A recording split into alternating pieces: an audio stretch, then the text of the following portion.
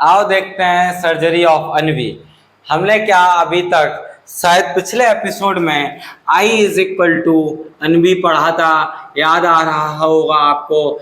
I is equal to ANVE याद है या नहीं है? अन्वी अन्वी अन्वी अन्वी याद भी कर लिया था हमने। अन्वी, अच्छा सर ए क्या था? Area, cross sectional area of that conductor. शायद कोई प्यारा सा कंडक्टर भी बनाया गया था, मुझे याद है थोड़ा सा इस टाइप में कोई कंडक्टर बनाया था। इसे शायद बैटरी के पॉजिटिव और नेगेटिव पोटेंशियल से अप्लाई किया गया था। शायद इसके अंदर इलेक्ट्रॉन्स भी थे। शायद यहाँ जिंदगी में बहुत सारा पॉजिटिव और बहुत सारा नेगेटिव होने की वजह से इनसे रहा नहीं गया और ये इलेक्ट्रॉन्स भाग दिए थे। और इलेक्ट्रॉन के भागने की वजह से जो रफ्तार आई थी उस रफ्तार को हमने बोला था ड्रिफ्ट वेलोसिटी। शायद इनकी जिंदगी की लंबाई L थी और शायद मैंने ऐसी बातें की थी कि टोटल चार्ज इनके अंदर जो आया था वो नाली आया था और शायद टोटल टाइम जो आया था वो L अपॉन ड्रिफ्ट वेलोसिटी आया था। शायद I is equal to dq over dt करने के चक्कर में शायद इन दोनों को डिवाइड किया था और ये NV बन गया था। Where A was cross sectional area and was number of electron per unit volume. एक यूनिट सैंपल में कितने इलेक्ट्रॉन है वो n थे, जबकि टोटल ये कैपिटल N हुआ करता था। शायद ये सब मुझे अच्छे से समझ में आ गया। अच्छा आओ अब हम इस अन्वी की सर्जरी करें। क्या करें? सर्जरी। इसे ऑपरेशन थिएटर में लेके जाते हैं और सर्जरी को स्टार्ट करते हैं।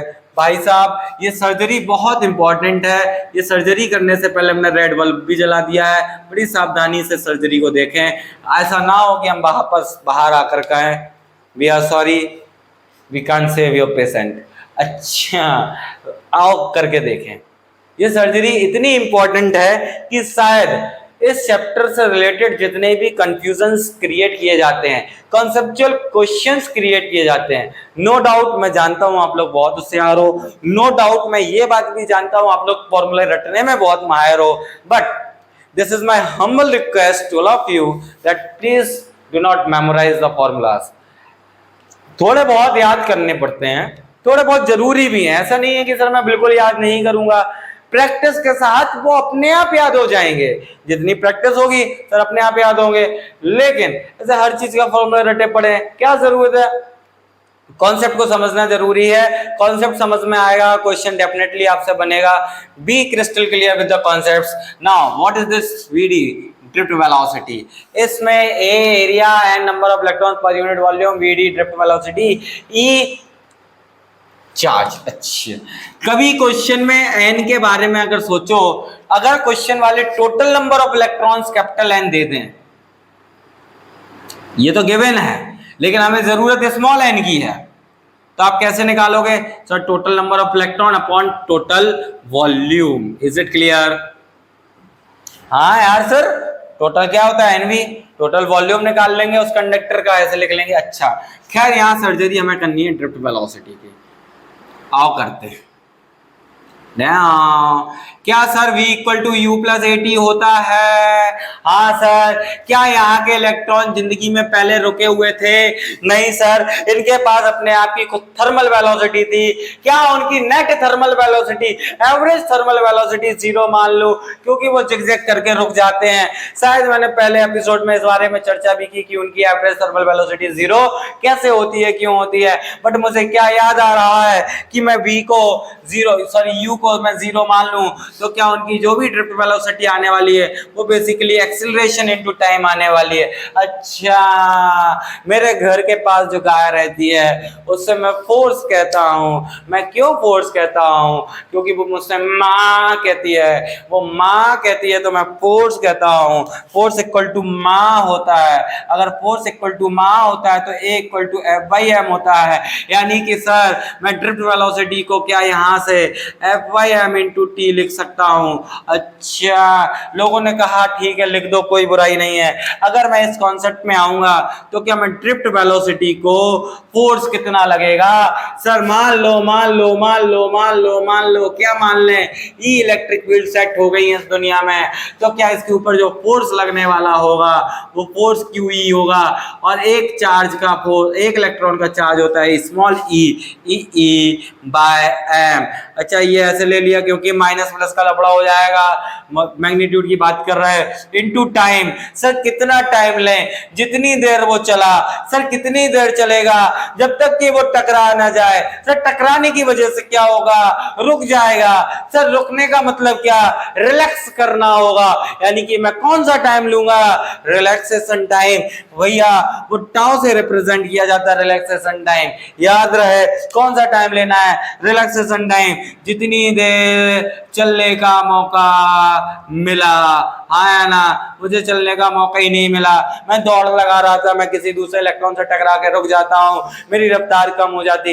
What ever be the reason, मैं रुक गया, मैं टेम्परेचर की वजह से रुक गया, मेरा टाइम बढ़ गया, मेरा टाइम कम हो गया, कुछ भी हो सकता है। We are dealing with that particular time. कौन सा time, that is called relaxation time. Is it clear और not? So what would be the drift velocity, E by M into tau. You must remember it, E by M into tau, E by M into tau. अच्छा sir यहाँ पर value put कर दूं क्या, कर दो। क्या मैं बोल सकता हूं I is equal to A N E by M into tau, E by M into tau. और एक ई और है तो ये ई स्क्वायर लिख दूं, कोई बुराई नहीं है। पहली सर्जरी करने के बाद शायद हम इस रिजल्ट तक पहुंच गए हैं, क्योंकि मैंने ये वाला हथियार चला दिया है। अरे सर्जरी करते टाइम सर्जिकल इक्विपमेंट्स होते हैं ना, उन सर्जिकल इक्विपमेंट में ये एक इक्विपमेंट है और इसे इस पेशेंट के ऊपर चला दिया तो ये मिला मुझे, कोई बुराई नहीं है। मैंने कहा क्या करें क्या करें क्या करें, मैं बाहर का एरिया नहीं बदलूंगा, मैं बाहर का मटेरियल कॉपर को गोल्ड नहीं बना पाऊंगा, मैं ई की वैल्यू नहीं बदल पाऊंगा, मैं चार्ज का मास नहीं बदल पाऊंगा, मैं रिलैक्सेशन टाइम बदल लूंगा, लेकिन कब बदलूंगा वो बाद का मुद्दा है। मैं ज्यादा चलने का मौका दूंगा, मैं कम चलने का मौका दूंगा, मैं उसे हीट करूंगा, पता नहीं क्या करूंगा, लेकिन फिलहाल मैं इलेक्ट्रिक फील्ड पर ध्यान देता हूं। एक्सटर्नल फैक्टर बड़ा आसान है, मैं ज्यादा खतरनाक बैटरी लगाऊंगा, ज्यादा पोटेंशियल वाली बैटरी लगाऊंगा, ज्यादा वोल्टेज वाली बैटरी लगाऊंगा, वो और ज्यादा इलेक्ट्रिक फील्ड डेवलप कर लेगा। यानी कि सर इलेक्ट्रिक फील्ड को मैं बदल सकता हूं, क्योंकि बच्चा बच्चा जानता है। आओ देखें इलेक्ट्रिक फील्ड की सर्जरी करते हैं। क्या आपको पता है कि इलेक्ट्रिक फील्ड को मैं पोटेंशियल पर यूनिट लेंथ लिख दूं? यार पोटेंशियल ग्रेडियंट पढ़ा था, पोटेंशियल ग्रेडियंट पढ़ा था, बड़ा वाला del B upon del L equal to E हो गया था, वो भी माइनस में। यूनिफॉर्म इलेक्ट्रिक फील्ड सेट हुई, यूनिफॉर्म कंडक्टर है, नॉर्मली वी अपॉन एल लिख दूं, कोई बुराई नहीं है। अच्छा सर इसे लिखने से क्या हो जाएगा, I is equal to A N E square V upon L into tau.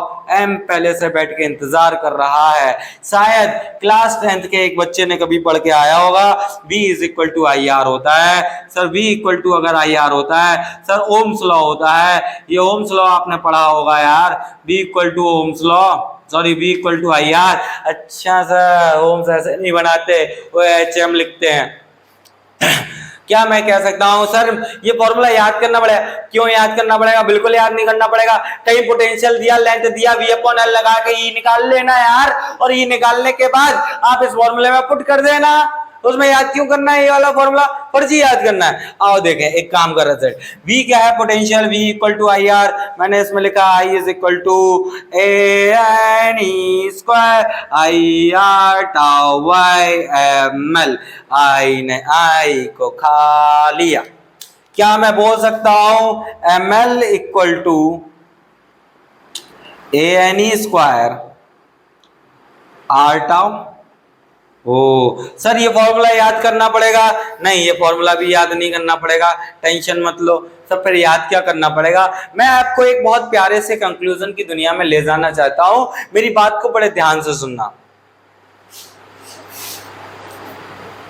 क्या रेजिस्टेंस को बचपन में सुना है आपने, rho L by A, class 10th की बातें हैं। क्या आपने सुना है resistance rho L by A, where rho is the resistivity, where rho is the resistivity. याद रहे resistivity is the property of material. याद रहे क्या पढ़ा है आपने, resistivity is the property of material, और डिटेल्ड चर्चा की जाएगी रेजिस्टिविटी के ऊपर, लेकिन फिलहाल इतना समझ में आना चाहिए कॉपर की एक अपने टेम्परेचर पर रेजिस्टिविटी फिक्स है। फिर चाहे आप वायर को लंबा कर दो, वायर को मोटा कर दो, वायर को पतला कर दो, वायर को छोटा कर दो, जो मर्जी वो कर दो, अगर कॉपर है टेम्परेचर से कांस्टेंट है तो रेजिस्टिविटी उसकी कांस्टेंट रहेगी। ये this is the property of material. हाँ, लेंथ और एरिया को बदल के आप रेजिस्टेंस को बदल सकते अच्छा सर, अगर ये सच है, क्या सच है, ml is equal to ANE square R into tau. अगर ये सच है तो मैं R की वैल्यू पुट कर दूं, हमने कहा कर दो, ml equal to ANE square rho L by A into tau. इससे क्या फायदा होगा सर? सर इससे बहुत बड़ा फायदा है, लेंथ ने लेंथ को खाया, एरिया ने एरिया को खाया, रो बचा, क्या बचा, रो, रो हो गया m, क्या नीचे कुछ है नहीं, एनी स्क्वायर टाउ नीचे आ जाएगा, m upon N E square tau. इस रिजल्ट के साथ एक दो कॉन्फ्लिक्ट्स हैं, नेक्स्ट एपिसोड में इस कॉन्फ्लिक्ट को क्लियर कर लिया जाएगा, लेकिन फिलहाल इतनी बात समझ आ रही है, rho is equal to m upon N E square tau and this rho is going to tell you the resistivity of the material. Sir मैं मास नहीं बदल पाऊंगा, मैं number of electrons per unit volume किसी वायर के नहीं बदल पाऊंगा, मैं E की वैल्यू तो कभी जीवन में नहीं बदल पाऊंगा। हाँ, मैं अगर किसी को गर्म कर दूं, हीट कर दूं, तो शायद वो और तेज दौड़ेंगे, अपनी मंजिल जल्दी पहुंच जाएंगे, मैं टाइम कम करके रेजिस्टिविटी बढ़ा सकता हूं।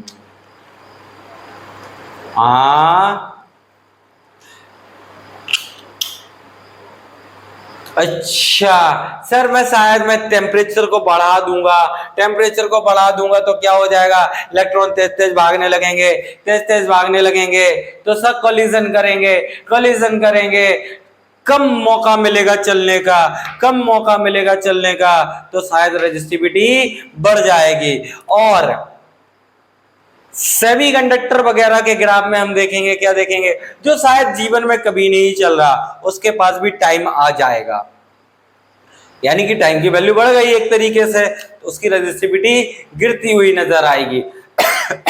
We will consider it with the help of the graphs। जब हम शायद conductor, semiconductor, gallium arsenic, alloys दुनिया भर के लोगों के रेजिस्टिविटी के ग्राफ देखेंगे, लेकिन फिलहाल हमारी अन्वी की सर्जरी मुझे बहुत काम के रिजल्ट्स तक ले जाती है। क्या ले जाती है सर? अन्वी था जहां ट्रिप वेलोसिटी को हमने U+80 लिखा, U 0 कर दिया, नेट थर्मल वेलोसिटी 0 हो गई, ट्रिप वेलोसिटी 80 बचता है। क्या करें क्या करें क्या करें? एक्सेलरेशन को मैंने फोर्स अपॉन मास लिखा, फोर्स अपॉन मास लिखने का मतलब क्या हो गया sir? Force upon mass, force क्या हो जाएगा, charge into electric field upon mass, यानी कि E by m into tau. Electron being negative इसलिए मैंने मॉडुलस ले लिया है, drift velocity E by m into tau हो गया। सर टाउ क्या है? टाइम है। कौन सा टाइम है? रिलैक्सेशन टाइम है, जब तक चलने का मौका मिला। हो सकता है कोलिजन की वजह से रुक जाए, हो सकता है मैं पहले से रुका पड़ा हूं, हो सकता है मैंने ना चलने की कसम खाई हो, मैं इंसुलेटर हूं, कंडक्टर हूं, मैं सामने कौन आया इस बात पर भी डिपेंड करता है, बैटरी कितनी खतरनाक है इस बात पर भी डिपेंड करता है, टेम्परेचर कितना है इन बातों पर डिपेंड करता है। आओ देखें फिर मैंने क्या कहा, ड्रिफ्ट वेलोसिटी की क्या इस इक्वेशन को याद करना पड़ेगा? हाँ सर, इसे मेमोराइज करना पड़ेगा। इसे मैं स्टार मार्क कर ले रहा हूं, ये मुझे मेमोराइज पहले से थी, ये भी स्टार मार्क है। इस वैल्यू को यहाँ पुट कर दिया, A square E by m into tau मिला। अच्छा सर, इसको भी याद कर लो, बहुत अच्छी बात है। A square E by m into tau basically है तो वही, VD की वैल्यू ही तो लिख दी E by m, एक ही यहाँ मल्टीप्लाई कर दिया इसमें। अच्छा, अब इलेक्ट्रिक फील्ड क्या होता है सर? इलेक्ट्रिक फील्ड तो सेकंड चैप्टर में पोटेंशियल ग्रेडियंट की तरह dP/dL पढ़ा है हमने, लेकिन यहाँ यूनिफॉर्म फील्ड है, यूनिफॉर्म कंडक्टर है, E इक्वल टू B/L लिख दो, कोई बुराई वाली बात नहीं है। इसकी वैल्यू यहाँ पुट करते हैं, equal to ANE square V upon L into tau m हो जाएगा। अच्छा, इसे याद करना पड़ेगा? बिल्कुल याद नहीं करना पड़ेगा, V इक्वल टू IR हो जाएगा ओम्स लॉ। अगर V equal to IR Ohm's law होता है तो V की वैल्यू IR पुट कर दो। सर इसे याद करूं? बिल्कुल याद मत करो, I ने I को खा लिया। क्या मैं ml equal to ANE square R into tau. Sir ऐसे याद कर लूं क्या? बिल्कुल याद मत करो, इसी को यहाँ लिखा। मैंने कहा क्या करें क्या करें क्या करें, 10th क्लास की मैम की बात याद आई। Resistance rho L by A होता है, where rho is the resistivity of the material, property of the material. अच्छा सर इसकी वैल्यू पुट कर दूं? हाँ कर दो, rho L by A, L ने एल को खा लिया, ए ने ए को खा लिया, रो बन गया M upon N square tau. Sir आप बुरा ना मानो तो एक बात बोले, हाँ सर अब मुझे इसे याद कर लेने दो। हाँ इसे याद कर लो, कोई बुराई नहीं है, मास सेम एंड सेम ही सेम, यानी कि सर आपकी मर्जी आए, ये पूरा मसाला is going to remain constant and you can say that resistivity is basically inversely proportional of the relaxation time. Is it clear और नॉट? मेरे प्यारे बच्चों क्या मेरी बात समझ आ रही है? याद रहे ये सारा मसाला याद करने के पीछे का मकसद सिर्फ आपको इस कंक्लूजन तक लाना था, और ये कंक्लूजन हमारे इतने काम का है कि हम आपको ये याद करा पाए कि resistivity is the property of material, resistivity is the property of material. Sir material की कोई और भी प्रॉपर्टी होती है क्या? सर मटेरियल की कोई और भी प्रॉपर्टी होती है क्या? हाँ उस प्रॉपर्टी का नाम है electron mobility, electron mobility of the material.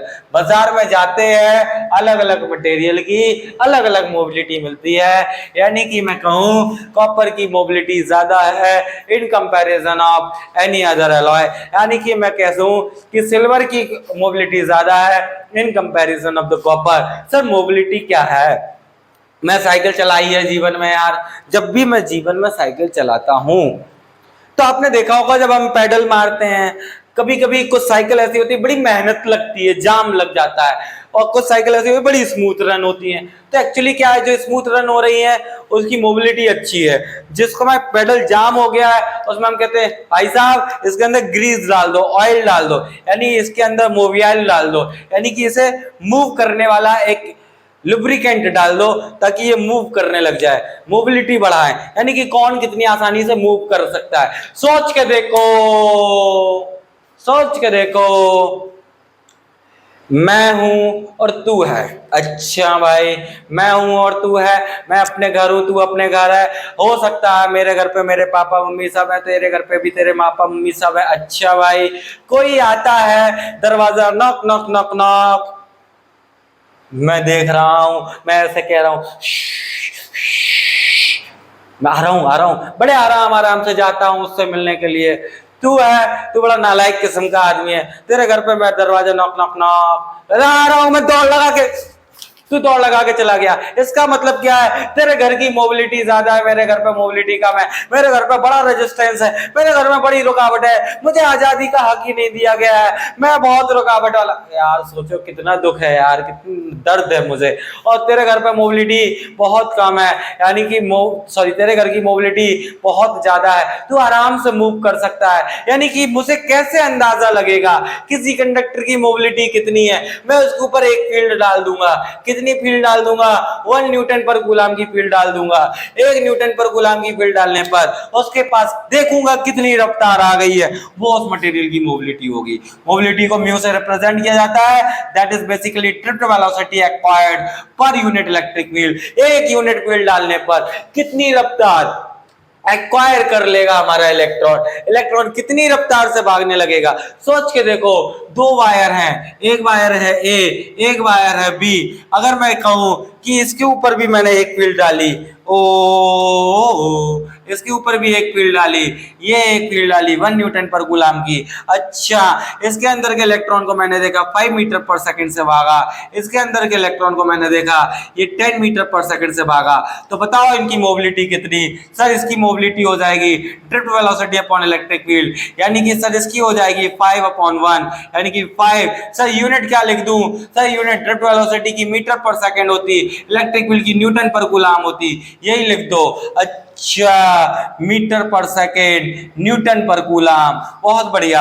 यहाँ पर क्या हो जाएगी, mu is equal to V D upon A हो जाएगा। ये मोबिलिटी बी की है, ये मोबिलिटी ए की है। सर यहाँ कितनी हो जाएगी 10/1, ये हो जाएगी 10 मीटर पर second coulomb upon Newton. Is it clear और नॉट? मेरी बात समझ आ रही है या नहीं आ रही? यानी कि ये मोबिलिटी की चर्चा है, यानी कि ये 10 वाला जब मैं बाजार से खरीदूंगा तो मुझे पता चल जाएगा कि भाई साहब इसके अंदर जब एक इलेक्ट्रिक व्हील डालेंगे तो ये 10 की रफ्तार से भागेगा, इसका ड्रिफ्ट वेलोसिटी ज्यादा है, अनवी का वीडी ज्यादा है, ये अच्छा कंडक्टर है, अच्छा करंट बनाएगा, इसके अंदर ज्यादा करंट फ्लो होगा। और जो 5 वाला खरीद के लाऊंगा इसकी मोबिलिटी कम है, सब मोबिलिटी कम है, रफ्तार कम है, रफ्तार कम है, करंट कम है, कंडक्टर में दम नहीं है। इज इट क्लियर और नॉट? मेरी बात समझ आ रही है नहीं आ रही? मोबिलिटी भी प्रॉपर्टी ऑफ मटेरियल है, मोबिलिटी भी प्रॉपर्टी ऑफ मटेरियल है। ये मटेरियल के इलेक्ट्रॉन कितने आजाद हैं, कैसे हैं, ये बात डिसाइड करती है। सब प्रूव करिए कैसे मैं मानूं मोबिलिटी प्रॉपर्टी ऑफ मटेरियल। आओ देखें, क्या mu is equal to V D upon E होता है? और अभी अभी मैंने बोला था क्या सर मैं ड्रिफ्ट वेलोसिटी का फॉर्मूला याद कर लूं? मैंने कहा हाँ कर लो, E E by M into tau. क्या मैं लिख दूं E E E E A E E by M into tau? O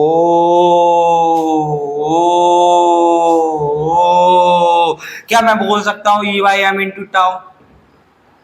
E by M को तुम बदल नहीं सकते हो, इसमें भी एक छोटा सा कॉन्फ्लिक्ट है, इस कॉन्फ्लिक्ट की चर्चा की जाएगी नेक्स्ट एपिसोड में। ई बाई 2m हो जाता है, कभी कभी ई बाई एम हो जाता है, आपको घबराने की बिल्कुल जरूरत नहीं है। काम की बात यह है कि mobility is directly proportional of relaxation time. ज्यादा देर चलने का मौका मिलेगा ज्यादा मोबिलिटी होगी, कम मौका मिलेगा कम मोबिलिटी होगी। सर आपने क्या मुझे गधा समझ रखा? मुझे कॉमन सेंस से समझ आता है, मैं ज्यादा चलूंगा तो मेरी ज्यादा मोबिलिटी होगी, मैं कम चलूंगा तो कम मोबिलिटी हो। ऑफ कोर्स ऑब्वियस सी बात है सर, क्या आप बकवास करने में लगे थे? मोबिलिटी क्या हो जाएगी? E by M into tau. Is it clear और नॉट? ई आप बदल नहीं सकते, एम आप बदल नहीं सकते, टाउ आप बदल सकते हो टेम्परेचर को बदल के। इफेक्ट्स ऑफ टेम्परेचर में हम देखेंगे रेजिस्टिविटी पर क्या फर्क पड़ता है, कैसे फर्क पड़ता है, मोबिलिटी पर क्या फर्क पड़ता है, कैसे फर्क पड़ता है। बेसिकली टेम्परेचर की वजह से रिलैक्सेशन टाइम पर फर्क पड़ता है और रिलैक्सेशन टाइम पर डिपेंड करने वाली पूरी दुनिया पर फर्क पड़ जाएगा। इज इट क्लियर और नॉट? मेरी बात समझ आ रही है? Electron mobility. Now next lecture is waiting for deep understanding on the basis of the deep understanding on the topic of resistivity, on the topic of mobility, as well on the topic of current density. Most important है current density. शायद हम इस current के बहुत सारे concept से बहुत अच्छे से अवेयर हो जाएंगे। मेरे प्यारे प्यारे बच्चों, जो कोई भी डाउट है, जैसा भी डाउट है, आप प्लीज़ कमेंट सेक्शन में मुझसे डाउट डिस्कस करें, जरूर आपके डाउट को सॉल्व किया जाएगा। कोशिश की जाए सेम डे 1-2 दिन के अंदर आपके डाउट्स को रिजॉल्व कर दिया जाएगा, या नेक्स्ट अपलोड में हम आपको उस डाउट से रिलेटेड कुछ बता भी देंगे। बट बेहिचक छोटे से छोटा डाउट, बड़े से बड़ा doubt, you have to discuss it. Okay, बहुत अच्छा, बहुत मजा आ रहा है। Now let's meet in the next episode, okay? And thank you so much for supporting me, for appreciating me, and for promoting me. Thank you once again, okay?